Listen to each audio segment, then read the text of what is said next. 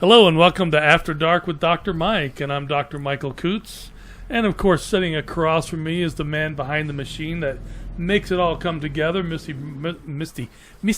Hi, Misty. Mr. Marty Munez. How you doing, Marty? Good. How are you doing? I don't know. I'm looking at you as a Misty now, so it's either something with my eyes or something else. No, you're getting misty. There's a difference. Thank you, Marty. Yeah. I have that effect on people. Yes, you do, you fine hunk of man, farmhand looking. Oh, I'm sorry. And we have our weird news lady doing hot spots, Gwen. Hi, Dr. Mike. Hello, and she yet refuses to give her last name. Oh, don't give me that look. You know it's true. So what do you got for us tonight? Okay. I've got a few that are weird and strange. But I guess that's the point of weird news, huh? Well, pretty much. Yeah. Or anything you hear on Fox, so. Okay. Stripper plus bachelor party equals rupture. Ooh. Philadelphia. A Mr. Gallagher, a groom-to-be, needed surgery after sustaining an injury at a strip club. He bought the bachelor's package at the club, which prompted dancers to bring him on stage and lie him flat on his back beneath the pole, according to the Daily News. One dancer went up the pole above him, and from a great height, she launched herself down onto his abdomen, said his attorney, Neil Murray. The pain was so severe the next day that he went to the hospital. He suffered from internal bleeding and a ruptured bladder. What the hell purpose does that serve? You want somebody to jump on you? You didn't have to pay for it. Just go piss somebody off on the street. They'll do it. Well, it might rearrange his face. He didn't want to disturb his face for the wedding. Okay. So he face, bladder. We can do without the bladder. Hey, he should have paid me $10. I would give him a nice, simple, humiliating kick in the crotch. Oh, speaking of which. Oh my God. I'm sure there's a news report on that, right? Yes, I do. Let me get this here. Damn, how many news stories do you have there? Okay. Wanted 3,000? Ball buster. Cops say convicted sex offender Brandon Clifford placed a Craigslist ad in several cities, including Portland, Salt Lake City, Richmond, and Boston, offering women money if they will repeatedly kick him in the groin, according to KOMO. The ads don't appear any longer. They're not up anymore. Said Clifford was looking for women with strong legs, such as soccer players or kickboxers. The ad claimed he wanted help teaching women self-defense classes, but people said he was out for sexual gratification. You think he needs mental health as opposed to incarceration? Wow. Okay, Clifford got at least 5 women to answer his ads, but one of them said she got suspicious when Clifford asked if she would be able to kick him hard enough to send him to the ground, because anyone who does is paid higher. She called police after a Google search turned up his criminal past. He had a criminal past for wanting to get kicked in the nuts. Well, for being a sex offender, for doing something. I failed to see how that even remotely would bring sexual gratification. Well, actually, that sounds like a win-win. He's a sexual offender that you get to walk up to him and kick him in the nuts. Oh, my God. It's awesome. Win-win. See, he's happy, you're happy, everybody's happy. Everybody happy. Oh, my God. Yeah. That doesn't sound... You're right. That doesn't sound very fun. That's not the kind of story you'd usually read in the Wall Street Journal. So what are you doing now?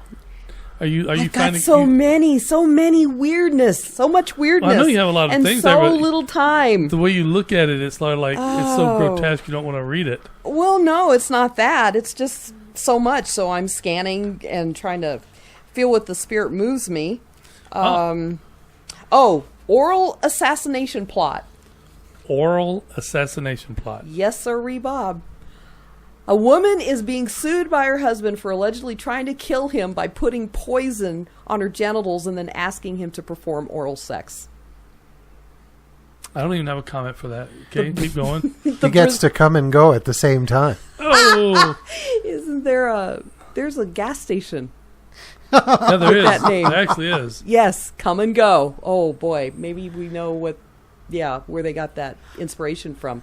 The Brazilian wife, of course it would be in Brazil, Hey, now. is accused of planting a toxic substance on her genitals before luring her husband to bed. Reports in the South American country suggest he was ready and willing and only escaped death because he noticed a strange smell. Can we say chlamydia? Ooh. The curious husband then took his wife to the hospital in Sao Jose de Rio Preto to find out the cause of the unusual odor. The attempted attempt on his life was exposed when tests on his wife discovered traces of a poisonous substance, which they never disclosed. Wouldn't that also affect her? Yeah, you'd think so. Mucous membranes. Yeah. Oh, well. So he was snatched from the mouth of death. Okay, both Snatched of you. from a killer snatch? Ba-dum-bum. What can we say? What can we say? Oh, my goodness. Well, let's see. This might be... Let's try this. The South African sheep herder gives his sheep cell phones in case of an emergency. What? When South African sheep herder Erod Lowe had 27 sheep and 13 lambs stolen in a matter of days, it really got his goat. Cute. His farm near Durbanville is too far away for police to quickly respond if he reports a possible sheep rustling. NDTV.com reported. Even when he does call, the police lacked an available squad car, or the vehicles were either out of fuel or missing tires. Oh, my God. Now, instead of calling police whenever there's trouble, he has the sheep call him via their own personal cell phones. Okay, listen, wait for it. The cell phones are attached to the collars of 4 sheep in separate flocks and are set to switch off or switch on as soon as they are on the lamb. As they run, it gives me a phone call and says sheep 1 or sheep 2 and so on. So at least I know where to start looking because the farm is 1,850 acres. The phone did start ringing that night, and I went out and I checked all the fences because the thieves normally cut the fences, and the sheep were all okay and the gates were closed. But the phone kept ringing, so I knew they were running. Then I found a new place where they had cut the fence. Sheep snatching has been a big problem in South Africa and has forced some farmers to leave the industry. The HinduBusinessLine.com reported. Luckily for Lau, the sheep cell phones have led to at least 1 arrest. Well, good for the sheep. Now, you said that when he called the police, some were out of gas. Yes, and some didn't have tires. Yeah. Are you sure this one's in East St. Louis? Or Detroit. Yeah, I mean, come on. Well, it says that South Africa. There's no word on whether the sheep will cause him to pay overage charges from sending too many text messages or too many games of Angry Birds. Oh, my God. So we've got sheep now with cell phones. I think we need to give Rick the goat, on that commercial, who's messing up the peanut butter line. Maybe he's going to go postal one of these days on that commercial. That would be awesome. Goat lays What'd you waste say to to me? it. What'd you say? That would be awesome, actually, seeing Rick go berserk with the Thompson submachine gun. Yeah. Okay. Let's see. We have time for a couple more? Sure. Then we're going to go to this Google conspiracy thing here. All right. That sounds good. Well, let's do... You want... Picking the... I'm not all here, Dr. Mike. I'm sorry. Well, that's okay. Marijuana does that. What? Why you gonna lie on me that for? Low hanging fruit, real low. Oh, now, is this about fruit or testicles? Massachusetts. Hold your horses. Massachusetts Associated Press. Jonathan Scull of Medford, Massachusetts, a man went into Woody's liquor store on the evening of February 26th when a female employee says she saw him stuff 2 cans of beer in his trousers and walk out. She followed him out of the store and asked what the bulge around his ankle was, and he replied, "It's my genitals." The wicked local Somerville reported. According to the paper, the woman said she pointed out the bulge around his ankle was clearly not his genitals, and he proceeded to chuck the can at her head and run away. Skull was charged with assault and battery with a dangerous weapon, resisting arrest, and shoplifting. Wow. No, baby, I'm just happy to see you. Oh, damn. Or he was 80 years old. Ooh. Damn. That's sadly. That's a story to be told. I guess when you sit down and they touch the water, that's when you know. So I've heard. I shall reserve any further comments on this particular. So do you have to stand up when you flush, or do you get sucked down the toilet? I don't know. That's a really good question. Well, you all are pretty close to 80, aren't you? Maybe it feels better, the swirly. You just sit back, relax. Little hydrotherapy thing going on there. Close to 80, are we, Marty? Sounds like Yoda. Close to 80, are we? Okay. Gooey, you want gooey, watch it, or eat it? Or do you want drunk and clueless for 2 years or travel warning? Oh, travel warning's always good. Okay. Let's see who's trying to kill us now. Okay, travel news. Peter Lynch, a Scottish traveler in New Zealand, pulled over in his rented camper to soak up the views at Authors Pass and to take a picture of a colorful Kia parrot posing near his vehicle. Reportedly, while Leach was distracted, he said the parrot swooped into the camper's open window and took Leach's wallet, holding about $1,100. He filed a police report, not the parrot, but the traveler, so that he could recoup some of his losses through his travel insurance, and met with some resistance. They weren't very serious, or they were very serious for the first few questions. Then the officer asked the traveler, "Do you mind if I just stop to laugh?" Oh my God, this is New Zealand? Yeah. I can see that. Apparently, many locals are already aware that the large olive green Kia parrots are known for being pretty sharp and perhaps even being malicious, with a reputation for upending trash bins and vandalizing cars and now robbing tourists. So, travel warning. Watch for the parrot. They've got greasy beaks. Hooligans, I tell you. They've got greasy beaks. So, speaking of balls, did you want to talk? I got one more, which is really interesting if you're Italian. Oh my goodness. Did you know telling an Italian he has no balls is now a crime? The Supreme Court, yes, the Italian Supreme Court ruled that's on the insult.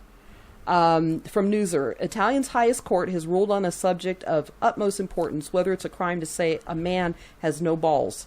It's ruling, yep, the dig is a crime punishable by a fine because the insult makes a man feel less manly. The decision came about after years of legal battling between two cousins, one of whom, a justice of the peace, used the insult against the other, a lawyer, of course, during a courtroom exchange. Oh, my God. Well, this AFP was in court, reports. he said this? Yes. Apart from the vulgarity of the term used, the expression definitely also has an injurious quality, said the male judge in his ruling. It refers not only to the target's lack of virility, but also to his weakness of character, lack of determination, competence, and coherence, virtues that rightly or wrongly are still identified as pertaining to the male gender. So all of those capacities are in that little sack? Mm-hmm. Well, there's a lot more. That's why they call it the monkey brain. The monkey brain? The monkey brain. Yeah, when people are thinking with their little head instead of their big head. Wow. So what happens when those when they do touch the water when you sit down? Then you get a. Do you feel like you're going to drown? Well, you get a panic signal. Help! I'm drowning! You know. Maybe even a little scream. A little scream. As it goes down the toilet. He woke up. Oh my God. He had a ballectomy. Oh, that would be more than a toilet. Well, AKA lobotomy. Well, that could, what you say? Probably. Okay. Depending on the person's age, yeah, sure. Okay. That's there you have it. Wow. That's some weird shit. It is. It's supposed to be. Now, when you get all these things like the one you just had, most of them are printed out as the articles appear. The one you just read about the ballless Italian nonsense, the printing on that was so small I don't see how any human being can see it. What, do they all print differently from different agencies or what? They do, actually. And you're asking me a technical question as far as my universe is. So I just do the old-fashioned way. I've got my magnifying glass, and I just take care of it that way. Well, I asked Marty because he is the technical genius in all this, and he just simply told me to get some fucking glasses. So, you know. Well, that's not true. I would have told you to use the zoom function on your browser. Well, I did that, but it doesn't, and I hit apply, and it prints the way you see it on the computer. So, you just adjust. Can't do with it, you just deal with it. So I've got and you all can attest, I got my rectical. Rectical? Rectical. So it's kind of round with little wrinkles around it or something? No, that's okay. I think we're going to call this episode the Mighty Spheres episode. There Mighty you go. Spheres, yes. Anyway. And now you know the rest of the story. Yes, Paul Harvey. So as we get started into this, a couple people have talked to me online and asked me some stuff about what I've done. And basically, for about 10 years, I had worked with United Technologies in a special group for VIP protection and so forth.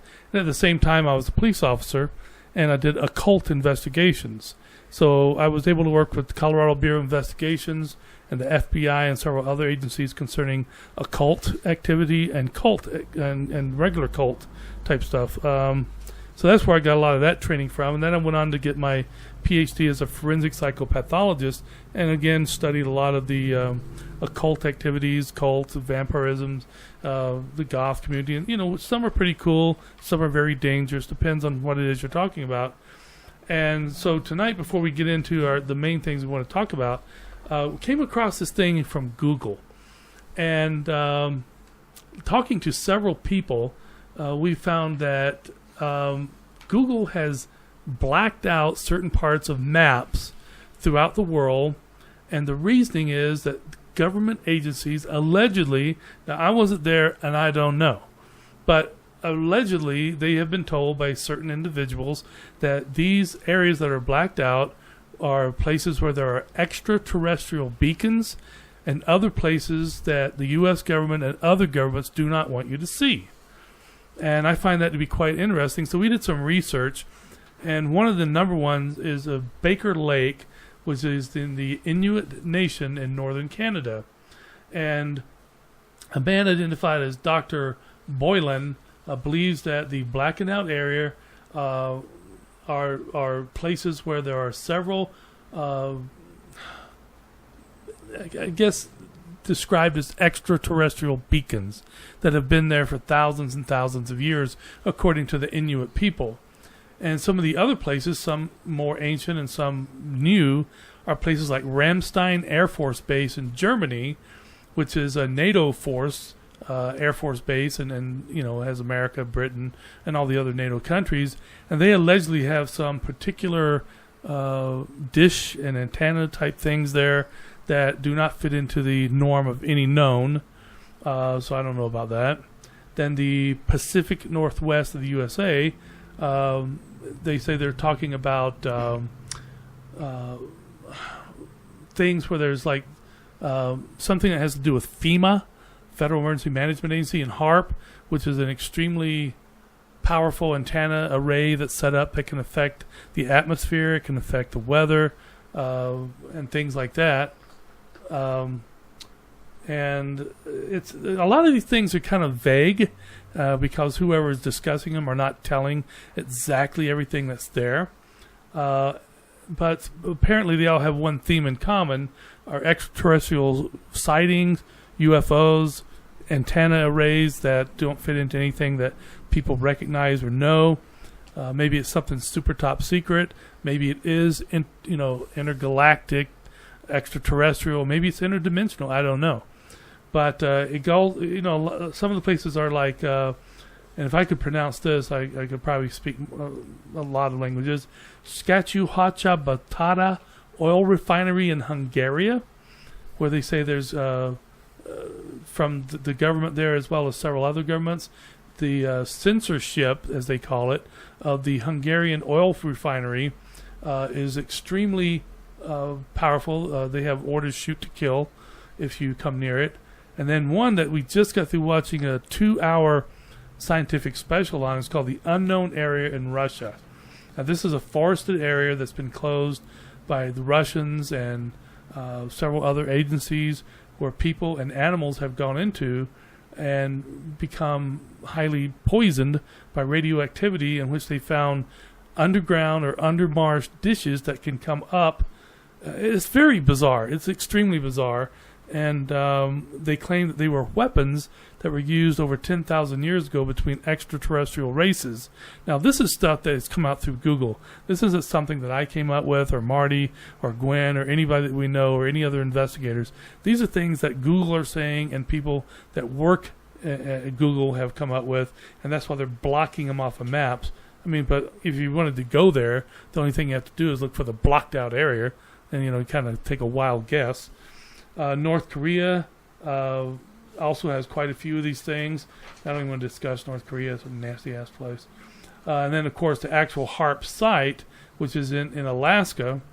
The HAARP, called High Frequency Active Auroral Research Program, can shoot beams way up into the atmosphere, ionosphere, and it bounces back to Earth. It's been used for all kinds of alleged activities, from changing the weather to being able to see many miles underground. I don't know. You can't even get close to the place without getting shot at. And then, of course, you have the Vulcan Air Base in the Netherlands. Same thing. That's the place that in 1986 claimed that there were several UFOs flying around, and they sent fighter planes up to intercept them to see what they were. And as the fighter planes got close to them, these things went to something like Mach 25, which is an impossible speed for a human being, and shot straight up into space. And they were followed by a multitude of air stations throughout Europe and even other parts of the world. So there you have it, some of the stuff that Google's allegedly covering up. I don't know. Google's pretty cool. I don't know if they would do something like this unless there was a massive amount of pressure for them to do it. That's about all I can say. Well, personally, I think that's just double talk. What do you mean? I think Google's response to, they come out and they say, well, don't be evil. But yet, they get paid a pretty penny to assist the Chinese in clamping the internet down in China. So it's kind of like, well, this is what I'm saying and this is what I'm doing. Well, don't be talking evil about Google. They're supposed to monetize us. So I say go for it. Do whatever you want to do, Google. I love you. Yay. Whoopee. Okay. What did you say about Russia? About the animals and things? Well, in this particular area, and the name of the forest is a rather long name, and it's called the Dead Zone of Siberia. It's also known as the Evil Forest, the Forest of Death.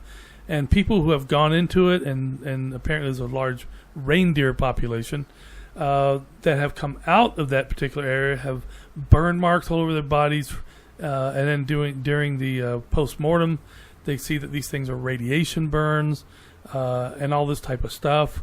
And then the people that live there claim to have seen these dish-type devices come up from the moors and search the skies like a 360 turn a few times and go back down. And according to the Russian government and other visiting scientific explorers that went with the Russians, these are things that no one has ever seen before. Their construction is unknown. When they have been up and they've been able to touch them or photograph them or try to get samples from them, as they say, it's a substance that's unknown. I think I found an answer to that. What? This Russian mystery. The animals dead forest? go in. Yeah, animals go in. And, what do you got? According to the Daily Mail, brown bears at this nature reserve have developed a nose for kerosene and gasoline from containers left at the nature park. Okay. And they enjoy sniffing it. They're addicts. They're huffers. They're huffers. But this isn't Siberia, is it? Well, it says Kronowski That could be, Nature Reserve. Poland, the country of Georgia, Hungary, Croatia, Russia. Well, I'm just saying the Ukraine. bears hover over the barrels for good long spells, Oh my God. drawing deeply from the fumes. Then they paw up at the earth to dig a shallow hole and promptly collapse in it. So I'm sure they think they're seeing aliens. They think they're being probed or something. I don't know. I'm just telling you what the Daily Mail is reporting. You, madam, are making light of the forest of evil. No, I'm not. Yes, you are. I'm not. I'm telling you what the bears are doing. Yeah, well, the bears They're are freaking hallucinating. addicts. I told you that. They could be doing that at a gas station. But they're not. They're doing it in Russia. Yeah, because We'll it's go like- you don't know where that's at. Come on. Well, I don't want Putin getting pissed at us. You know? I want to go sturgeon fishing with him sometime. they even lurk near helicopters, waiting for the fuel to drop off. Wow. Now that's interesting, because pretty soon they'll be flying them. I think the bears probably think they're flying already. That's some really good kerosene, man. Yo, man, come here. Check this out. Check this out. Look under my tail. I got some good shit here, man. Good shit. I'll fire you up in a heartbeat. Biatch. Right on. Well, one of the first things I want to talk about tonight, because I've had people ask me questions and about what I think about things like time travel. And Marty and I have discussed this based on Einstein's, wow, just flew right out of my head. Theory of relativity? Not the theory of relativity, the Spooky action at a distance? nope, you're getting all of his theories. This is the one that we had talked about before pertaining to interdimensional travel and stuff. It'll come to me. I'll scream it out in the middle of what I'm talking about here. But Entanglement. I think it was something like that, the entanglement theory, or yeah, something to that effect. And I also wanted, before I get into this, when you passed your kidney stones, did you record it by any chance? No, the sound quality wouldn't have been good anyway. I wanted to It hear would have been overmodulated, and it would have been horrible. Yeah. So I can't call you Captain Kidney Stones anymore. No, you can't. But I did cry like a little girl. Oh, dude, that's just bad. I guess I can still call myself Captain Trips, though, right? Oh yeah, absolutely. So you'll be Tonto Trips? Sure. Why not? Tonto trips? Well, I don't know what else to call him. Or Engineer Trips. Ooh, that'd be good. Okay, let's talk about time travel. Yay, the enthusiasm is killing me. I'm going to have a freaking stroke. Thank you, guys. Wow. You will respect my authority. Okay. One of the first things that came to my mind was back when, if you remember the Unabomber, Ted Kaczynski, or however you pronounce his name. Kaczynski, oh yeah. Kaczynski. He's one of the few domestic terrorist murderers that was not sentenced to death, even though he is at the federal penitentiary in Forest, Colorado, called the Newmax or whatever it's called. Supermax, yes. Florence. And he is there, and he is being... You were going to say Flomax? Yeah, Flomax, for when you have trouble going. Yeah, so he's there. What the hell are you doing, Marty? Flomax. For when you want to time travel, but you want to go with an empty bladder, try Flomax. Oh, my God. I remember when he was arrested, and they raided his little shack. It was a tiny shack. I mean, this thing was like probably just a little bigger than an outhouse, you know. And inside was all kinds of devices and stuff in which he used to make these bombs with. And then he would travel around the country planting them wherever it was he wanted to plant them. And they were having trouble figuring out how he did it. And one of the agents, the FBI senior agents, said that they had found, based on DOD stuff and DOJ stuff and all these different types of agencies, that they had a belief that Ted Kaczynski might have been a time traveler. And that's why he wasn't sentenced to death or anything, because he's still being talked to and studied. And some of the materials they found, they claim, were not even close to being something that we knew what they were or understood. So that's like the number one on the list of modern times would be Ted Kaczynski, the Unabomber. And then the FBI had to come out and say, no, we didn't really make that statement, even though it was recorded by several news agencies. They said, no, that's not what we meant. Okay, you accidentally thought he was a time traveler, or you meant to say he was a domestic terrorist, and it came out as time traveler. Oh, absolutely. Not Happens even all the close. time. Yeah, all it the didn't- time. Yeah, sure, All okay. the time. I have trouble with words sometimes, but that's for a completely legitimate reason. Okay, one of the most interesting time travel stories comes out of what was actually in Tokyo, Japan, but it's not really where it's from. That's where they held the guy. There was a man who got off of an airplane in 1954 in Tokyo, had a passport, and for the first time in 5 years, this guy had been coming there for 5 years, but for the first time, the customs agent actually looked at his passport, and it said he's from the country called Torrid. And when the custom agent asked him where the hell this place was at, they never heard of it, he said it was a little place between France and Spain, which nowadays is where the Basque people live, and also Albania, is it? That's there? It's some little country like that, but he claimed that's where it was from. So during the investigations, the Americans were notified. Oh, this is 54, less than 10 years after World War II, so American presence was still very strong there. So they notified American intelligence, and so basically they held him. And as they went through all of his stuff, they found stamps and money and devices on his body that simply could not be explained, that no one had ever seen. And so they put him in a hotel until more agents could come from the United States and Britain to talk to him. And he's on the 15th floor of a hotel in Tokyo with it was a flat-faced building. In other words, there was no awnings or anything like that under the windows, so you couldn't step out your window, as I've often done before, when you want to be that high. But so basically they put several military guards and police guards outside of his room, and during the night they noticed a large flash come from under the door, and as they entered into the room, he was not there. The windows were shut, they were secured shut from the inside, and he was nowhere to be seen, or any of his clothing or any of the stuff that he had taken into that room.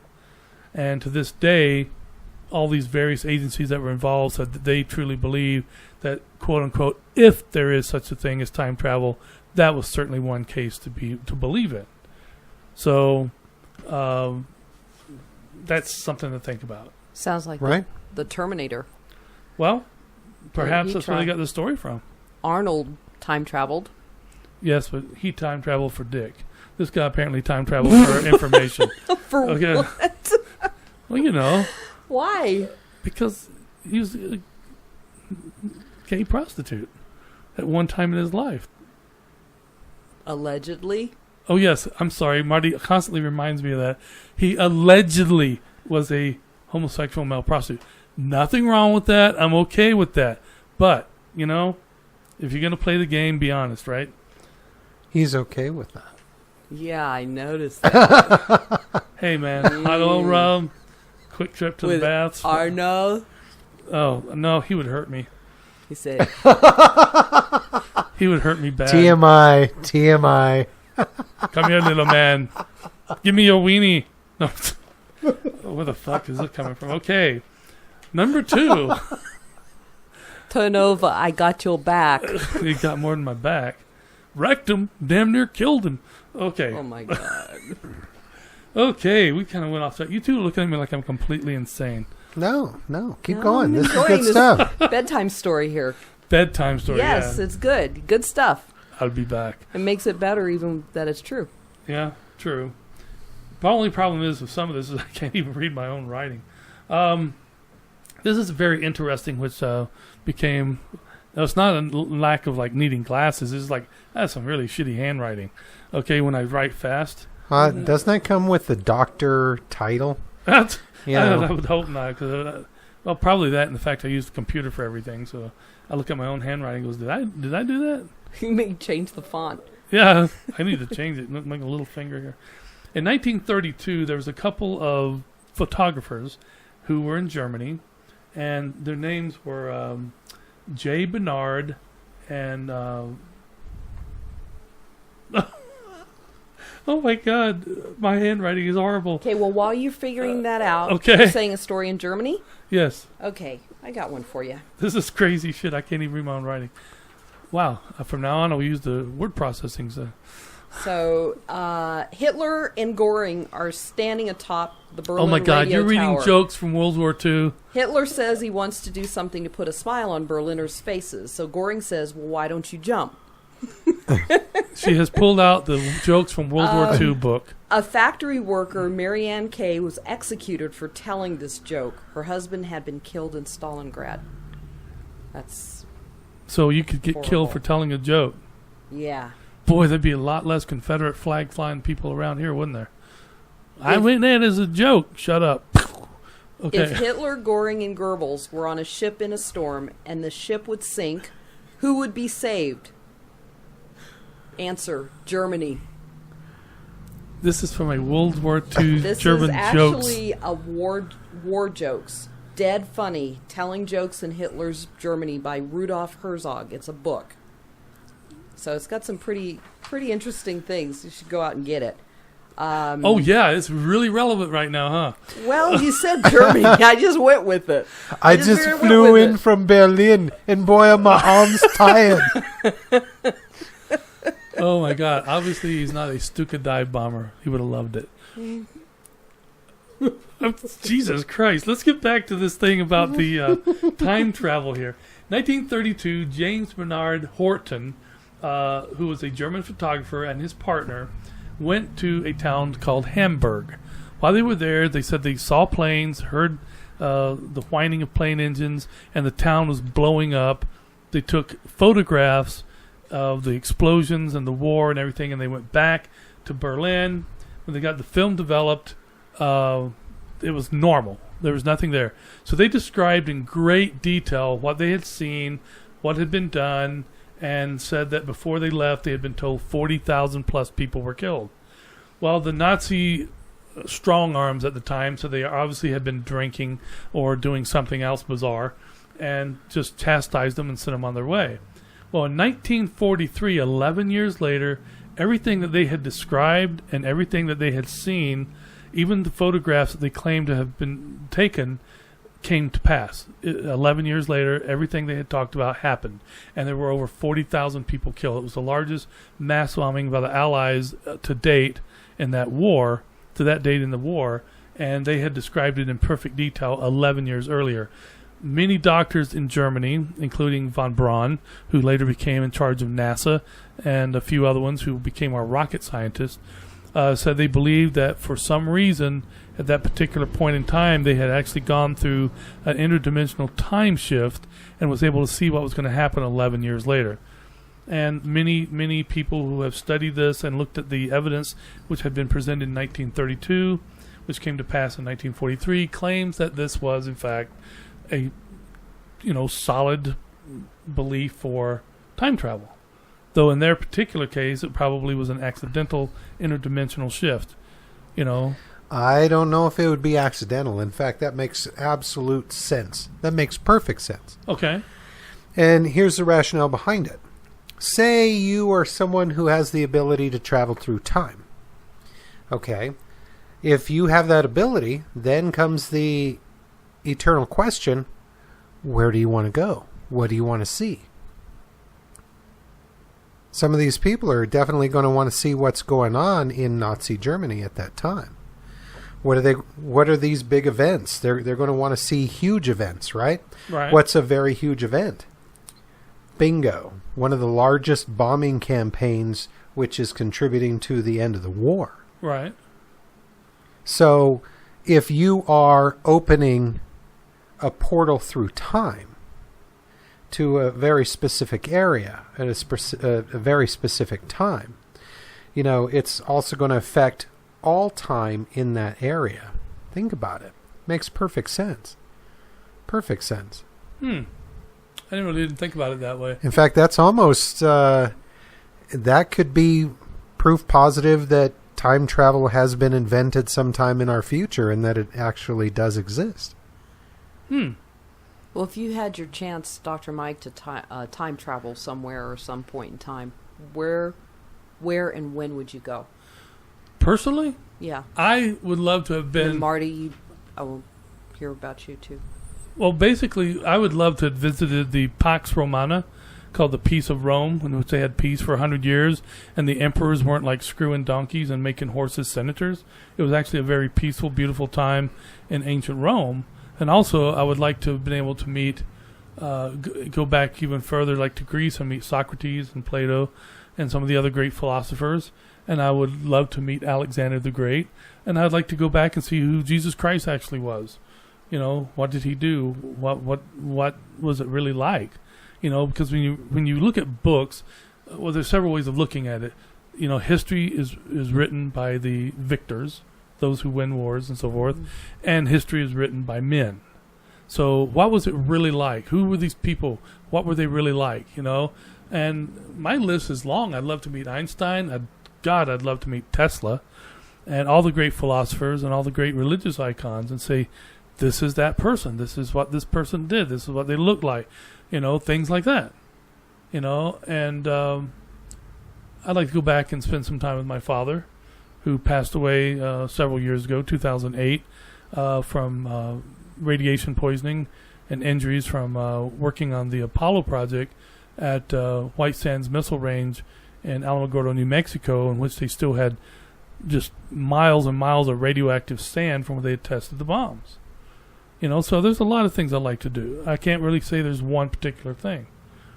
You know, so. So if you spent all that time traveling, when would you enjoy your life? That's the rub, isn't it? Because you could leave on a Monday and come back on the previous Friday. So you'd actually gain some time. You could go do what you wanted to do and actually come back in a time before. So kind of like traveling from here to, what is it, west? What are you talking about? Like if you go from you here, you know, me. New Year's, that they start the New Year. Right. Time, it's actually and you can gain midnight New Year's before it ever gets to Colorado and the West Coast. Yeah. Okay, I see what you're saying. Yeah. So yeah, it would be something like that. Yeah, leave on a Monday and come back the previous Friday. Except you would still age. So if you were time traveling for 7 years, and say you left on Friday, or say you left on April 1st, 2015, okay? And you went time traveling, for 7 years. But you returned back to April 1st, 2015, 7 years later. Even though 7 years would have passed for you, everybody would be the same age when you returned. So you would age, but nobody else would when you would return. So you'd be 7 years older. Yeah, well, but if you travel at the speed of light to do this, according to Einstein, you would not age at all. But who's to say time travel would be the speed of light? Well, yeah, but also you have to understand that according to Einstein, the brother that you're talking about was only gone for 10 years, but 75 years had passed on Earth. So that time, that however length of time that the astronaut was gone in his view, yeah, he wouldn't age the 75 years, but what I'm saying is, if you were gone in your time, in other words, 7 years had passed on your watch. Right. Okay. You're still aging that 7 years, even though everybody else that is still here, April 1st, 2015, hasn't aged to anything. In other words, they're all the same age. You're the one that's older. So, yeah, we're still talking about Einstein's theory of relativity there. So if you were out time traveling all this time, visiting all these people, and say it took you 7 years, guess what? You're 7 years older. Now, would that still apply if you're traveling in space? Absolutely. Where there's no gravity? Because that's time relative to you. Yeah, if you're traveling faster than the speed of light, though, it wouldn't. Well, locally, that's different. But to you, if you're traveling at the speed of light for 7 years, that's still 7 years that you would age, even though more than 7 years has passed locally on Earth. Right, that's what I'm saying. You would only have aged 7 years, but on Earth it might be 100 years. Yeah, so, yeah, you could time travel around to different places, and it's taken you 7 years to do this. That's what I'm saying. That 7 years is passed for you, but next to nothing is passed here. But it depends on where in time you go. If you travel 100 years in the future, then everybody is aged 100 years and you're still the same age that you just left. Kind of like that Dorian Gray. Yeah. Man, Except, this, you know, this is a DMT moment, okay? a second has passed for you, the amount of time that it's taken for you to travel from this time to 100 years in the future. However length of time that takes. If it's a second, you've aged a second. Well, everybody else has aged 100 years. And as we all know, it's scientifically possible and happens all the time for us to travel in the future. Each and every one of us are traveling in the future right now. We're all time travelers. We're traveling 1 second at a time into the future. Right now. Well, that explains back during the days of the philosophers, Socrates said that what time has been is still as we move forward. And his belief was we could travel back somehow because that time has already happened. It's real. Now that's the rub. We haven't, well, according to mainstream, okay, it hasn't been done yet. But if there is such a project that, you know, that they don't talk about and that these, you know, $2,000 toilet seats and $10,000 hammers are paying for, well then, hey, what if it is possible? If it was indeed possible, you would see anomalies in time all the time.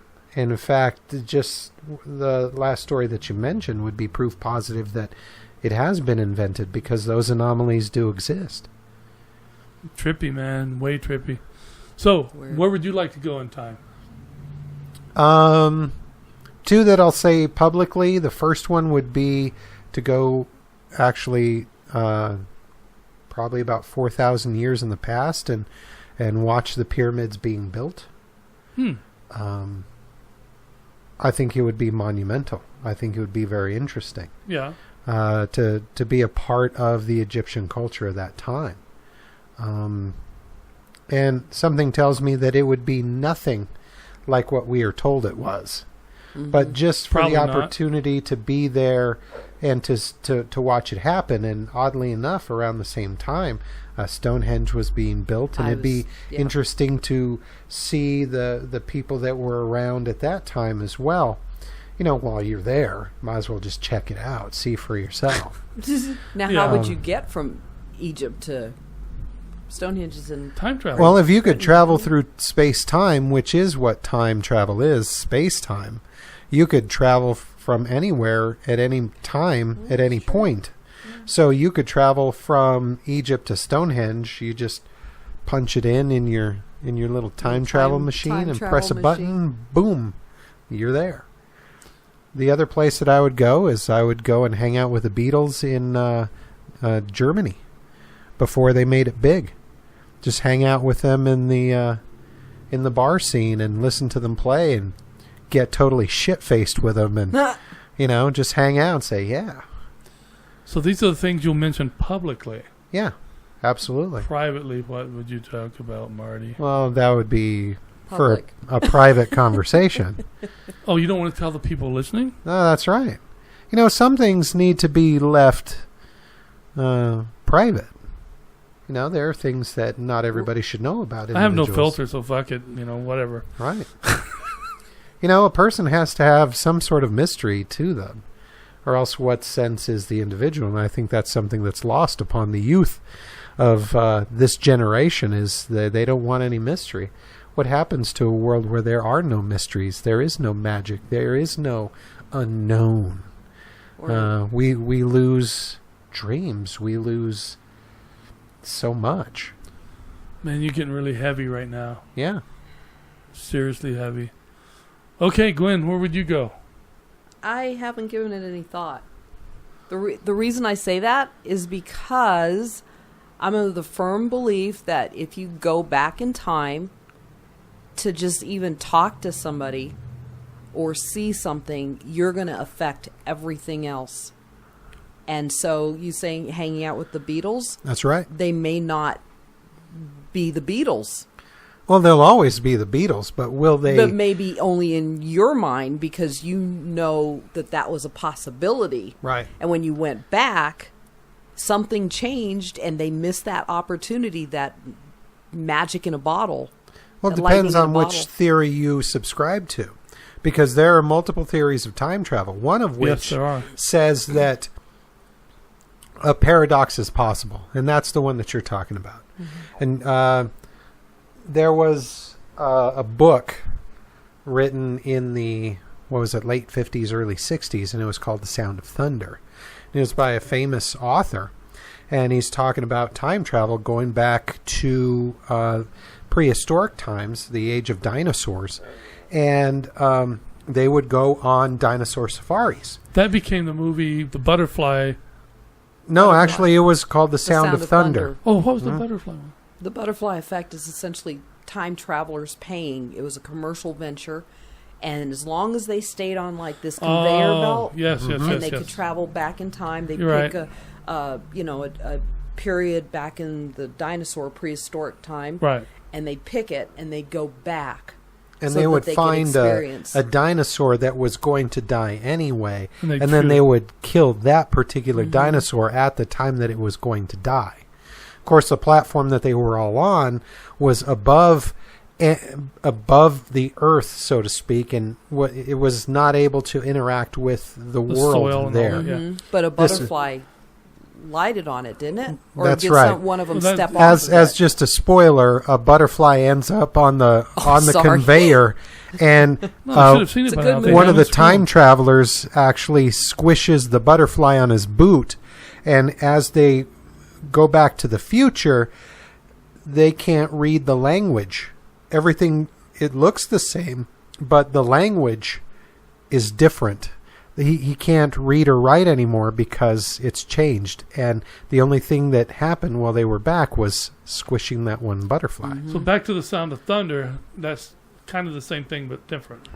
Right. So according to The Sound of Thunder, there can be a paradox, and there are instant ramifications for your actions in the past.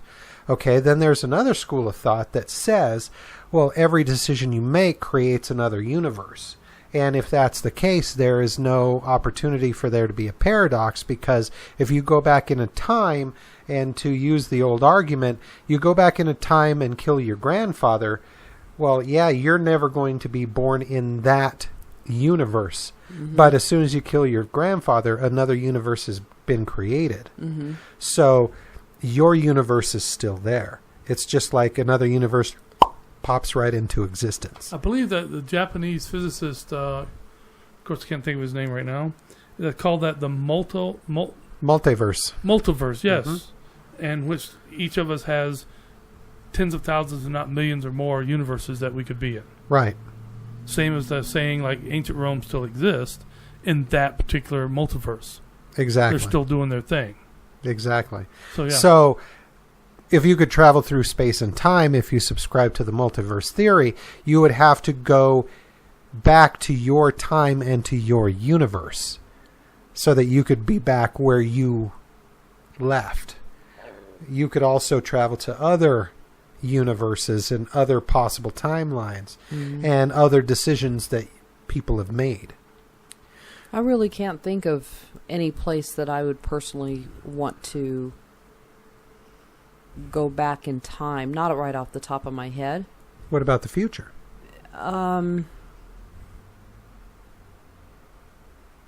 Yeah, I probably would pick something like if there were cures for certain diseases and see how people are living and maybe hopefully find a peaceful time that people would get along.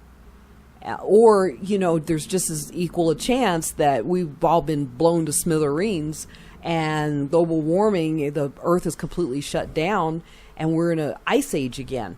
So I understand that for everything that you would like to see, there's just as much, realistic percentage that the opposite would occur. Unless you ascribe to the multiverse and you could pick and choose, you could go someplace where everybody's like got flowers in their hair going, yeah, it's so awesome to see you, and you go, whoa, how come the policemen don't have guns? What's a gun? Never heard of that before. The cops are wearing like short shorts and tank tops going, can't we all just be friends? And an argument would be considered like getting the wrong mixture in your cappuccino. Well, didn't H.G. Wells write about that, really? It's something, I don't know. One side were the Morlocks and the other were basically the human sheep. Yeah. that were all happy and peaceful, and they had their little paradise, and there were no wars, but there were Morlocks that treated them like chattel. That's very true. That's a good movie. Good Keep book. him drugged. Keep him drugged. You know? So you would open a dispensary in the year 2897? Yeah, that's one thing I would have done. Yes, I amend my answer. I would go back to, about 10 years ago, maybe even 8 years ago, and would have opened up a dispensary. You probably would have opened up, based on what you know now, you could have opened up the Walmart of dispensaries. The Grow Mart? Yeah, anything. Green Mart? Thousands of stuff. Yeah, that Weed would work. Mart? Hey, whatever. Stop anytime. Yeah. Sell it, I think use that it. would be probably the only thing. And bought stock in Microsoft Oh, yeah. and Apple. Oh, yeah. Yeah. You'd Why? be filthy, stinking rich. Just steal their Yeah. plans and do it yourself. Oh, I know my limitations. Yes, I know. My multiverse, I'd be a dick. So No. So I don't know. So, that's very interesting answers, I think, from each of us based on what we like and would like to see. It's interesting because you would go back so you would meet people. Yeah, talk to And them. get talk see to who that them. People, see who they are. Marty, you would go back to hang out with people before they were Oh, famous. absolutely. me. I'd go back so I could get rich. I don't know. Why, that tells you a lot, huh? No, everybody has their own thing that, what would mean something to them and what their desires or goals are now.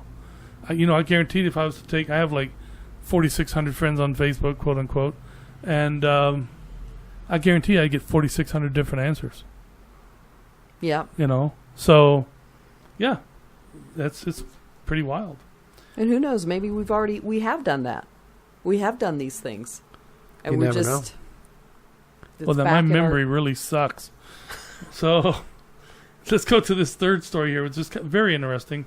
Is that in 2006, there's an individual. His name was Aiken Hordekurst, and he lived in Norway. And basically, he was working on a home project, and he went under the sink, and he got electrocuted. But he didn't really feel it. He just noticed that the cabinet opened. It went further and further, so he crawled back, and he came out into the year 2042, and he met his 72-year-old self, and they recognized each other basically through, I don't know exactly how they did it. These stories that are put out, especially ones that have been investigated or censored by the government, really don't give you a lot of stuff. How could you not recognize yourself? I mean, I'm talking about like the other guy or the younger guy to the older guy. Yeah, wouldn't you recognize yourself? I mean, couldn't No. you look in... If you take yourself right now and you traveled back into the past and saw yourself as a younger man, Yeah. wouldn't you recognize yourself? Yeah, but would my younger self recognize me? How could you not? In Dude. fact, you'd probably, it'd be very upsetting. So you're taking me down the DMT path again, man. You're opening up too many doors in the brain, okay? I'll just read this story. Okay. So when he came back, basically he had this future self tell him about CDs and all kinds of stuff. And he wrote it down, and he went to tell his story. And of course, like all these people, wound up in the government offices of Scandinavia and Norway and told all this stuff. They were like, this is crazy, because none of this stuff really was very, very big at the time. And lo and behold, it all came to pass. So it was listed as a possibility. But I think one of the most interesting ones is called the Marco Ursky Stone Forest in Peru. And a group of doctors and professors and teachers had gone on a trip there. And they'd been told by the locals, and this is like some very remote part of Peru, that be very careful. It's actually, I don't know exactly what it's called. It's very remote, just kind of in the middle of nowhere. Took a long time to get there. And the people that lived around there, the natives, said you have to be very careful because there are people and things in there that are evil or are different, or spirits or ghosts.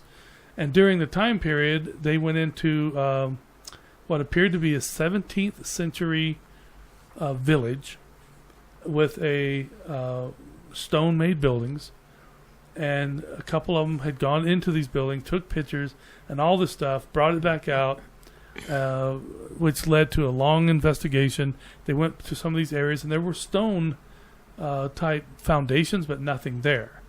And the people described this, et cetera, and professors and government agents in Peru and other South American countries believed it to be so. It wasn't a prank. Everything was analyzed and looked at, and that's pretty much it. But these I'm giving kind of briefs here because when you get freedom of information type stuff, they don't tell you a hell of a lot. No. This is just stuff. And so you kind of repeat what they let you see. And plus half the information is blacked out. Yeah, it's totally redacted. You can't see it at all. And so if they're telling you this much, I'd love to know what they're hiding, And the other one was in the U.S. Army, a soldier, his name was John Titor. There's actually a John Titor Foundation now. Right. I'm familiar with the John Titor story. Exactly. In 1975, he claimed to be a soldier from the year 2036. And he talked about wars that were going on, which have come to pass. He talked about his patch. He had a patch on one of his jackets when he's being questioned, and it was called, I'm not sure I'm going to say this right, but Tempus Edge Recum, which means time devours all things. And they were part of a time force of military that came back to try to stop certain things. But he talked about things that they couldn't stop. And likewise, he disappeared from custody, simply vanished from a military room because the U.S. Army got involved, the Department of Defense got involved, several other government agencies, NSA got involved, and they put him in a secure facility until they could figure this out, and boom, open the door and he's gone. No trace of him or his stuff at all. And it was so real that several of these people started the John Titor Foundation, which is still in effect today, talking about time travel and the ability to do it, and claiming the government can do it now in 2015. But the government won't admit to anything, of course. So time travel is something people ask me about. Why don't you do a show about time travel and alien abductions and things like that? And so I looked into it, and these are some of the things I was able to find. And again, if they're talking about Ted Kaczynski being a time traveler and all these other things that they will release certain information on, I would love to see what they keep redacting. Right. Well, we had talked about Theodore Kaczynski before because one of the reasons why it was so difficult for the federal authorities to find him was because he made every single component in his weapons. Yeah. In other words, he didn't go to the hardware store and buy screws. He made them. Wow. Every single part of his devices he created. Yep. Which, if you're doing amazing. That, yeah. So he's like the savant of terrorists, really. Yes. And the guy who claimed to be his brother said, I know where he is, and they used him in the news thing, saying his brother released information where he was at. His brother said this is his brother. Krasinski claims he didn't have a brother, and he claims that he didn't know who this guy was, but he was the star witness for the federal government when they arrested him. Now that in and by itself screams conspiracy theory. Yeah, and the fact that he lived in such a small, confined living space. Tiny. Very isolated. No bed, no sleeping bag. Where did he come and go from to get his nourishment, to sleep, to do anything? How did he get around the country and back to where he's supposed to be so quickly? It's definitely odd. Very odd. Mm-hmm. But you have to ask yourself, why was he doing these particular bombs? Why was he doing these particular things that he did? And the manifesto, which they won't release all of it, they claim that he wrote.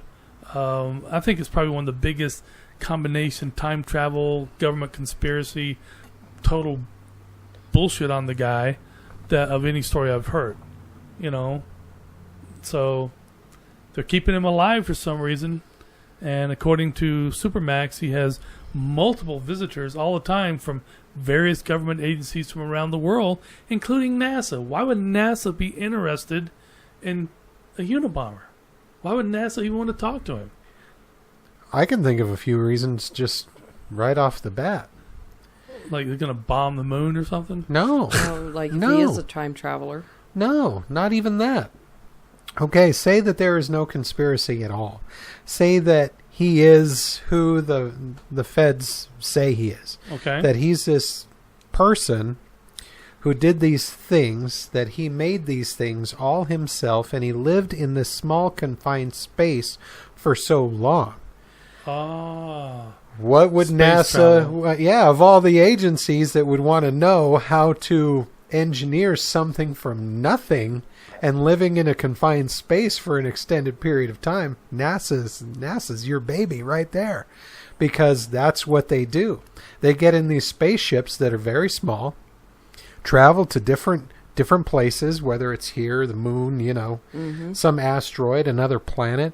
You're going to be in the small confined space for a very, very long time, and you're going to be required to make stuff out of nothing once you get there. Perfect guy to visit. True. Sure. Yeah. Well, we man. can actually do a show just on that alone, because so many of these satellites that are on their way to other places have actually taken photos of the dark side of the moon.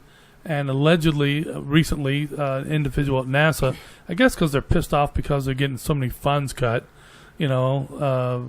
released a bunch of pictures claiming that there were like cities on the dark side of the moon Yes. that cannot be seen I've by seen those astronomers. pictures. Yes. And there a it's pyramid or stunning. something? It's No, these stunning. these are buildings with lights Yes. and domes, and I mean it looks like a city. And there are the pyramid type stuff. Allegedly was Mars, where there were Okay. pyramids, and there was like an ancient city which you could see as it went down the Looked like columns. Yes, exactly. It Yeah. looked like an ancient Egypt type thing. Mm-hmm. And of course, NASA was like, "Oh no, that was just a light reflection on the stones and rocks and dirt that made it look like a city." Well, Yeah. everybody that's had a chance to analyze the photographs, the unedited NASA photographs of these objects on the dark side of the moon, they are unable to explain them. They are that incredible that they can't say, "Oh, that's a shadow," or "That's a play of, it's a trick of the light." It's this type of film that was used. None of those normal excuses that they use, they can't. Explain it away. Yeah, they can't explain it away. In fact, they say, "Wow, where did you get these?" And they say, "Well, I can't. I have no answer for you." Wow.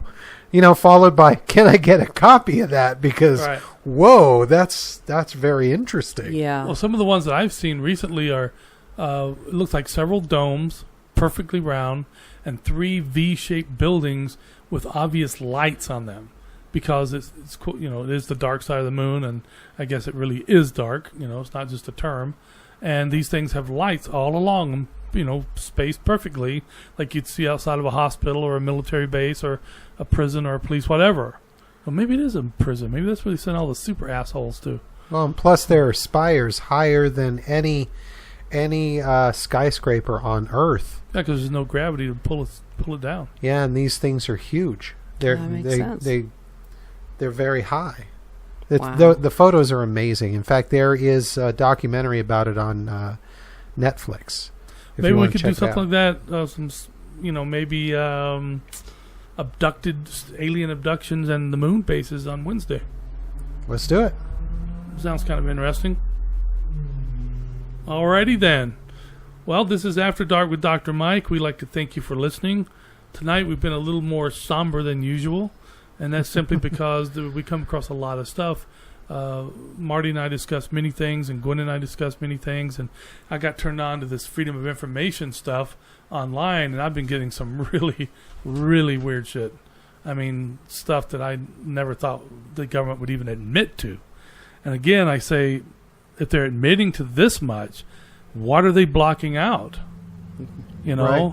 And I find it to be absolutely dumbfounded, Well, It's anymore they're not even. They really don't care, because everything that you discover, that's never going to be on a major media outlet. True. And as long as it's not on there, they can easily explain it away, because how many people out there actually read? How many people out there actually have the time to do honest research? How many people actually have the time to go through government documents and take a look at those things? And the answer is almost no one. And so they can tell that lie as loud as they can, as long as they can, and everybody will go, oh, you're one of those. Do you wear tin foil on your head, man? Oh, you're a conspiracy theorist. You're paranoid. Yeah, and it's like, oh, no, I just read. How about you? Yeah. I pay attention. Well, when computers became so big and whoever is behind it can put whatever they want for you to read, it can That's be right. electronically altered. But when people stopped going to the bookstores and reading the written language in books, what happened? Walden Books went out of business. Not Barnes & Noble's, but the other big one that was like Barnes & Noble went out of business. Several major book production companies went out of business because everybody's reading things online, and whatever agencies are up there that can control information puts on there what they want you to read. And we've looked at some stuff, and I've been reading it, and whoever wrote it wrote peculiar things. And I'm like, who the hell wrote this? Because they kind of contradicted themselves, and I think that's simply the reason. That's right. The perfect example is, and this is way off track. This is way off topic, but this is really quick, just to give you a little sample. Pueblo was just bashed recently by a website. In fact, the website said that Pueblo, Colorado was one of the worst places to live. And I'm not even going to give the website name because I don't want them to get any more hits than they actually have. But, let's just say that it's this crappy name, .com. Makes no sense. It's not like, articulatepolls.com, nothing like that. It's, I don't know, let's call it ScoobySnacks.com. Yeah. And we're telling you that, Pueblo's the worst place in the world to live. And, click here to find out more. Click here to find out more. You can do it. Oh, and look who's naked. Click here to find out more. And a local television station, I won't give their name either, but I'm very sad that they fell into the trap. They actually made a story about this Scooby Snacks place. No, it's not Scooby Snacks, but they actually did a story as if this article that they posted was real legitimate research. Yeah. And you just tilt your head and go, who? Really? Yeah. Really? Yeah. Wow. Their IQ barely made it out of the double digits, apparently. Oh, jeez. It's like, woo. Yeah. That's our media. That is our journalism of today. Going to ScoobySnacks.com because they said that that's a real thing. So nobody does the research anymore. They just go online and look, here's this, and it's because the internet says so. Well, so many people are becoming computer sheeple to believe anything and everything. We should start medical meth, or medical DMT. Yeah, sure, it's totally legal. Yeah, sure, go ahead and buy it from us. We'll send it to you UPS. Right? It's getting that way, seriously. It's already there, my friend. It's already there. I don't get into the dark net. I've heard too much shit about that. With my luck, I'd be scarred for life. Well, wait a minute. I already am. Okay. So anyway, again, this is After Dark with Dr. Mike. Thanks for listening. I'm Dr. Michael Coots, and of course, the man behind the machine, Mr. Marty Menez. Thanks, Marty, so much. He's just staring at me. Well, it was a fun show. It was more subdued than usual because we doing all this government stuff that I was digging up, and it's amazing. It's absolutely stupidly amazing. And of course, to our weird news lady who does their hot spots, Gwen, thank you. You're welcome, Dr. Mike. And tell your friends, spread the word about After Dark with Dr. Mike on YouTube. And don't forget to like and subscribe. And if you want to leave a comment, maybe ideas for the show, do that too. Yeah, because Marty's put so much work into this computer realm. He deserves some, serious kudos, people. Come on. Yes. Plus, I come out here and what you hear from me is me being actually subdued to some degree. Yeah, like darted. I Well, feel like I've been darted. Yeah, well, we did so much research last night and today that I think it sucked the energy out of us finding all these things online from government agencies. It's just like, Jesus, if they can tell you this, what the hell are they redacting? What are they blacking out? What kind of it can be worrisome? Yeah, I mean, if they're kinda willing to tell you this, I mean, what? Oh, yeah, and an alien army of giant spiders came through, too. Oh, well, we probably needed to know that. Well, maybe we should keep that out. Yeah. Well, what's the important part? Well, giant spiders are from outer space. Well, let's take out the outer space part, and it's just the giant spiders. Yeah, we don't want panic. Yeah. We don't want to panic anybody. Too we don't want to late. get anybody panicked. Too late. Too late. They've told us too much. We've been tainted. Tainted? Okay. Anyway, we'll see you guys probably next Wednesday when we do another show. So thanks again for listening, and thanks, guys. It's a good show tonight. Thanks. Bye. Bye. Good night.